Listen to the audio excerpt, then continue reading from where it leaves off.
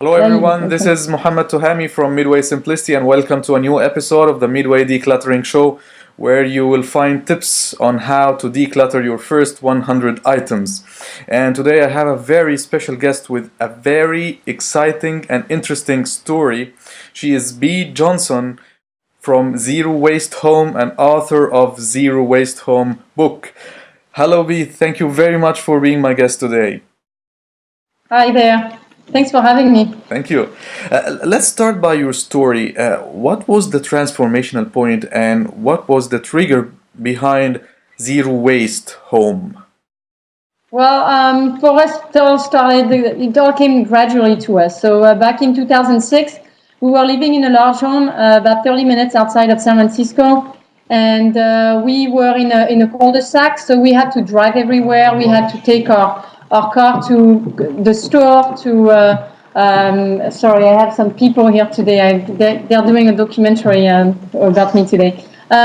So we had a lot of, we just had to take the car everywhere and we got tired of that. So we decided to relocate and to a different part of the Bay Area to be closer to a walkable downtown. So before we found the ideal home in that walkable downtown, we rented an apartment for a year. And we only moved in with the necessities. We put the rest in storage. And what we found during that year is that by living with less, we were able to live more. We had much more time in our hands to do the things that we enjoy doing. So when we did find the perfect house in that little downtown, we got everything out of storage and we completely embraced voluntary simplicity. So we looked at everything we had and we evaluated every single piece of furniture or piece of clothing, anything we had, and we let go of about 80% of our belongings. And then from there, just by having more time in our hands, we were able to educate ourselves on environmental issues.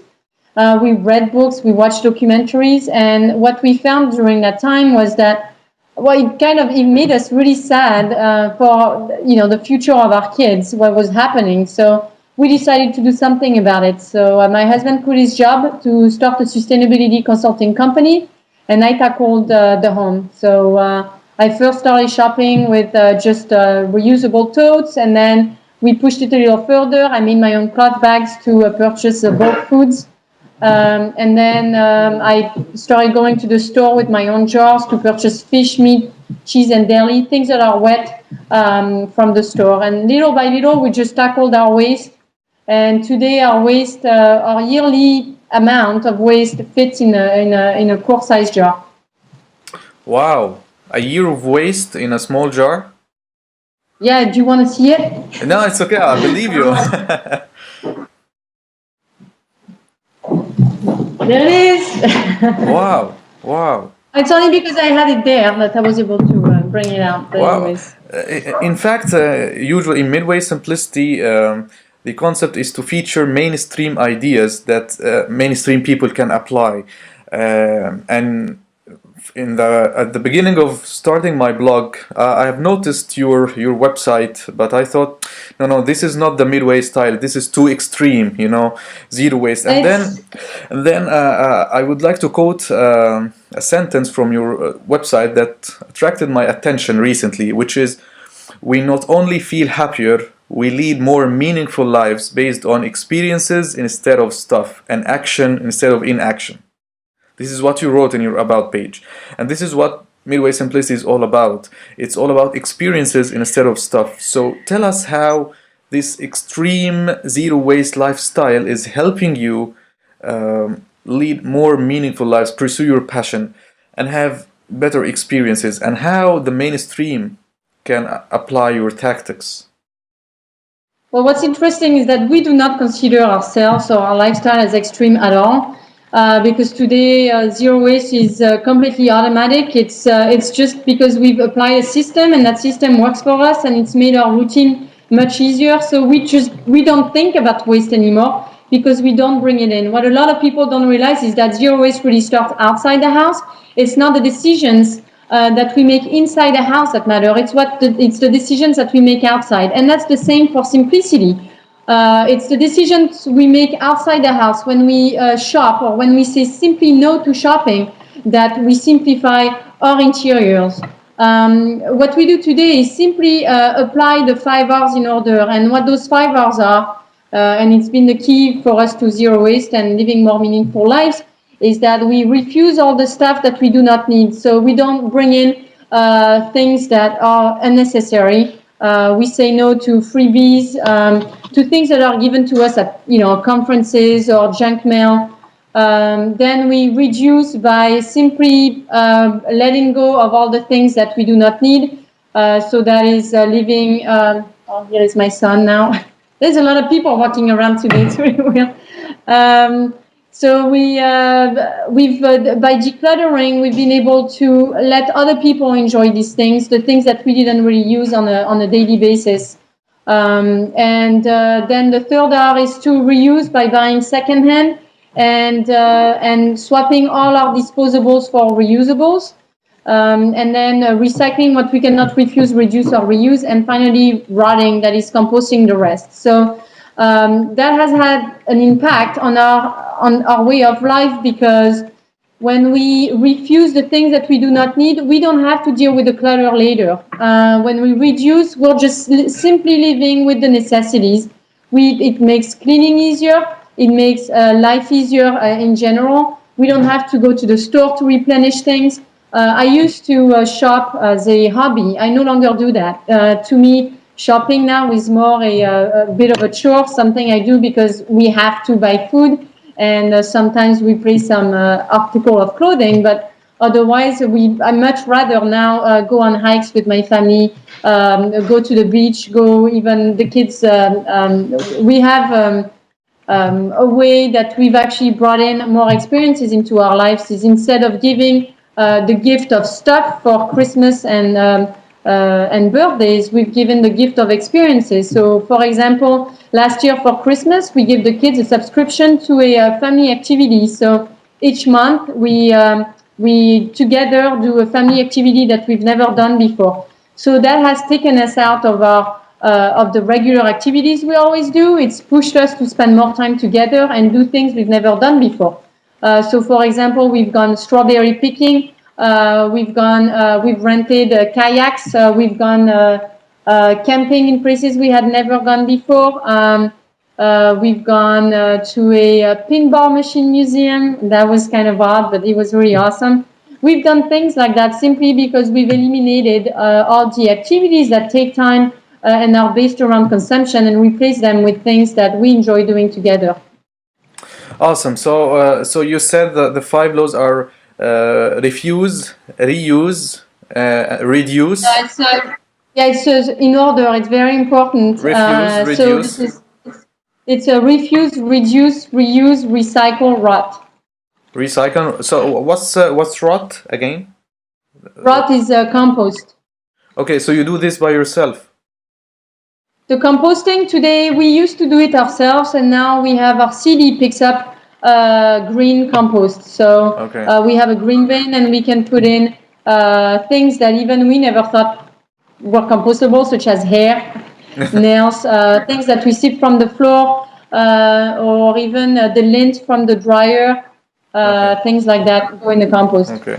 And which came first? Is it a passion for something, for a certain dream, or you just simplified, and when you simplified your life, you started to find more resources like time, energy, and money to pursue better experiences? Which came first? Yeah, there is no question about that. That when you simplify your life, because you're not spending so much time consuming, you end up saving a lot of money. So we actually found that with the zero waste lifestyle, we've been able to save 40% on our overall spending, and that's based on the fact that for one thing, we don't bring in new things into the house.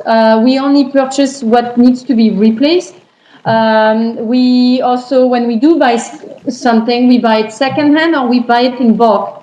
What people generally don't realize is that when we buy a packaged product, 15% of the price covers the cost of the packaging itself. So when you purchase food in bulk, automatically you're making 15% saving. We've been able to invest that money into even solar, so it's a gift that keeps on giving. But one of the greatest advantages of living simply for us has been the fact that all our wardrobes fit in carry-ons. So in our each of our closets, we have a carry-on. So that has allowed us to rent our house when we go on vacation. So basically, we have renters paying our vacations. So what we do when we want to go somewhere is we pull out our carry-ons. We threw our whole wardrobes, each of our wardrobes in our own carry-ons. We zip it. We get out the door. Then we have cleaners that come, clean the house, and then renters come and rent our home. They stay here and they basically pay for our vacations. So that way, it's been really an amazing thing. Last year, we were able to spend the holidays in Mexico for 16 days. It paid for the flights and it paid for accommodations, all by simply renting our home. And that's something that we would not have been able to do before. We're only able to do it because we've simplified our lives and we only have very limited wardrobes. Wow. That's pretty impressive. And my last question to you, because I know that you have limited time and I can't get enough of you, but I will try to squeeze everything in this last question. What is the attitude that an average person should adopt in order to embrace your philosophy and the zero waste philosophy? What should go inside here? What should a normal person believe or think to be able to act like what you do? Well, two things. Number one, it's if someone wants to do zero waste, there is no question about it. It's to apply the 5 R's in order. Understand what those 5 R's are. Buy my book if you need to understand how you can really simplify your life and even get to zero waste if that's what interests you. But the book is actually more based on living the simple life than it is based on waste. I don't talk much about waste in the book. It's all about living simply. And also I give a lot of tips on how to declutter. The question you should ask yourself when you're decluttering, such as, are you keeping things because society is telling you should have that? Are you keeping it for the what if? Are you keeping it because it's a gift? Do you feel guilty giving it away? They are basically 9 questions that we ask ourselves when we decluttered our home, and those are the 9 questions that I have offered in the book because they made a huge difference for us. The number 2 thing that I would recommend is really to think about anything that you're taking, anything that you want to bring into your home before you even think about bringing it in. Think, do you really need that thing? Do you have to have it? Can you do without? And I would say 99% of the time we can do without. They say that in a household, we only use 20% of our stuff. The rest, the other 80%, are things that are just there to clutter, and they're things that we use only seldomly. So why even have them? We found that we don't need these things, that we can just do with very little things, and it's actually made our life easier because we don't spend so much time cleaning. It's allowed us, again, like I said, to travel more and spend more time as a family. So it's all good. Awesome. You are a big source of inspiration, Bea, and I'm so honored to have you on the call today.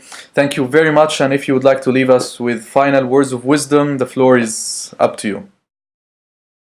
Refuse, reduce, reuse, recycle, rot. Awesome. Thank you very much for having me. Thank you very much. Really enjoyed it. Thank you. Thank you very much. Take care. Bye. Bye.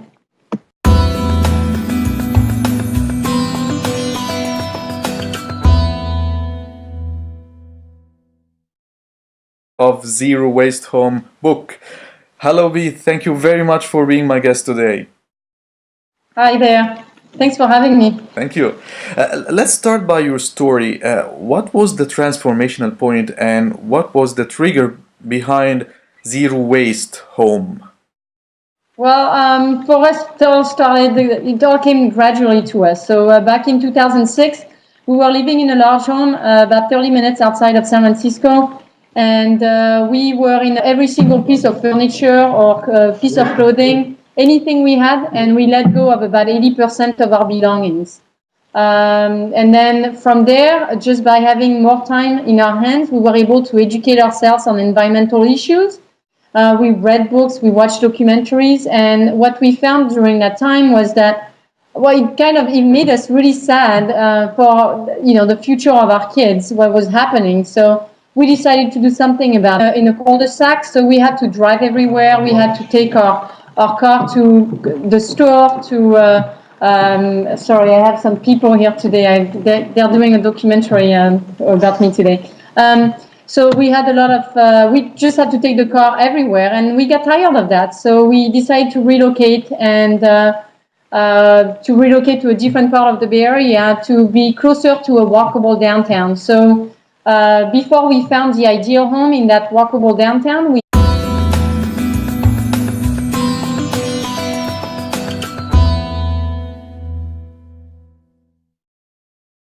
Hello everyone, this is Muhammad Tuhami from Midway Simplicity, and welcome to a new episode of the Midway Decluttering Show, where you will find tips on how to declutter your first 100 items. And today I have a very special guest with a very exciting and interesting story. She is Bea Johnson from Zero Waste Home and author. We rented an apartment for a year, and we only moved in with the necessities. We put the rest in storage, and what we found during that year is that by living with less, we were able to live more. We had much more time in our hands to do the things that we enjoy doing. So when we did find the perfect house in that little downtown, we got everything out of storage, and we completely embraced voluntary simplicity. So we looked at everything we had, and we evaluated